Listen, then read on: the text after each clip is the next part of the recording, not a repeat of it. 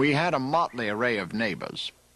On one side, a German who could scarce speak English, married to a Bohemian who could speak little English and no German. On another side, a family of Swedes fresh from the old country. On an adjoining farm, a Scotsman with a Missouri wife.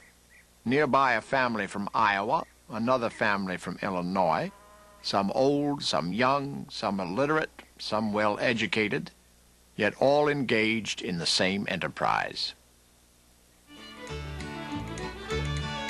As more and more railroads expanded into the West, an intense competition between them began. Settlers were sought who would provide business for their freight trains and buy the land the railroads had been given as government subsidies. "You can lay track to the Garden of Eden," said the head of the Northern Pacific, "but what good is it if the only inhabitants are Adam and Eve?"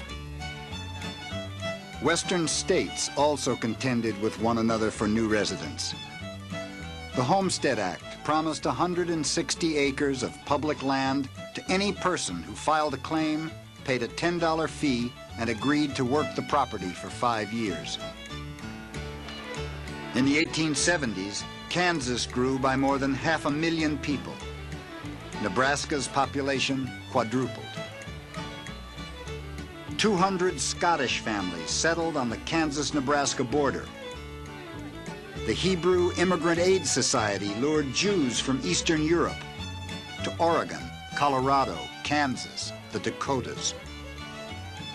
German Russian Mennonites, Swedish, Dutch, French, Bohemian, Irish, and Norwegian families were soon scattered across the plains.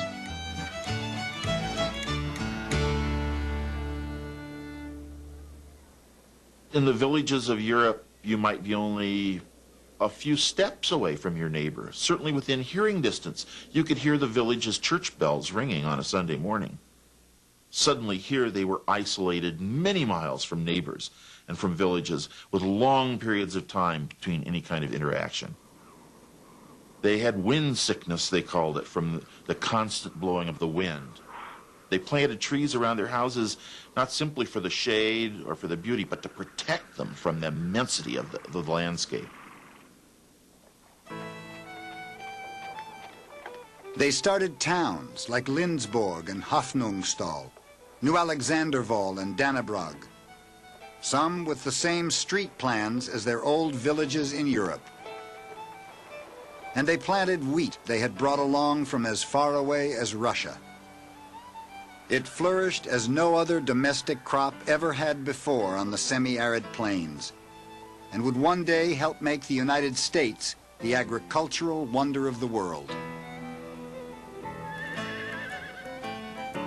The men had farmed in many cases most of their lives. They'd had to struggle against roots and rocks and all of these things that made farming difficult.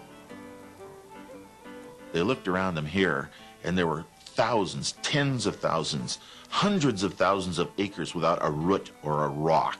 They could put their plow in the ground and go miles and miles straight ahead without worrying about a hill. This was grass, ground, earth that had never been turned in all of history except maybe by a buffalo's horn. They said the first time a plow went through that ground, it sounded like the opening of a giant zipper from the grassroots tearing as the plow went through it. To them, this was a dream come true.